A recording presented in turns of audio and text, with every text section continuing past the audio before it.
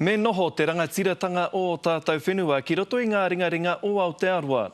Koe rā te kitenga matua i roto i tētahi rangahaui puta i te rangi nei, neki atu i te waru te kau o rau kei te whakahe i te hiahia o tā wāhi ki te hoko i ngā whenua.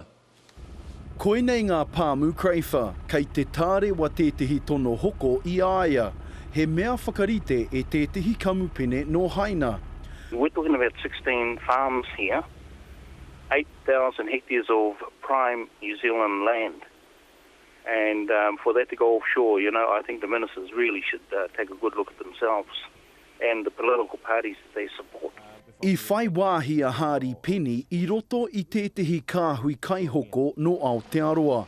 I hia ki te hoko i ngā pāmu nei. Engari, auare ake. 100% ownership by offshore? No way. E ai ki te rangahau a UMR, he kaharawa te whakahea a ngā iwi o Aotearoa ki te hoko i ngā whenua pāmu ki ngā kamupene no rā wāhi. Te kau ōrau noiho o te iwi e ki ana he mea pai tēnei. Engari, he waru te kau marua kei te ki he kino rawa. You can always go out and create another communications company or an airline and flick those and sell those off. But, the land in itself, you can't produce any more. Once it's gone, it's gone. He whakaaro tēnei e tautoko nāna e ngā kaipōti o te tai tokerau. No, they shouldn't. Definitely not. I think New Zealanders should have first preference, myself, yeah. No, foreign ownership, I'm not really for it.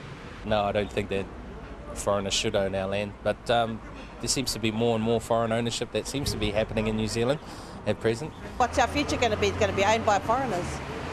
There's too many of them around here. I mean, not being racist or anything, but no, we need to keep it to ourselves for future generations. So I think it's in our best interest to hold on to those assets. Once they're gone, you can't get them back. Kei runga i te tēpu tōranga pū i nāia nei tēnei takenui, hei whakaaro aro mā te hunga kaipōti. Roihana Nuri, Te Karere.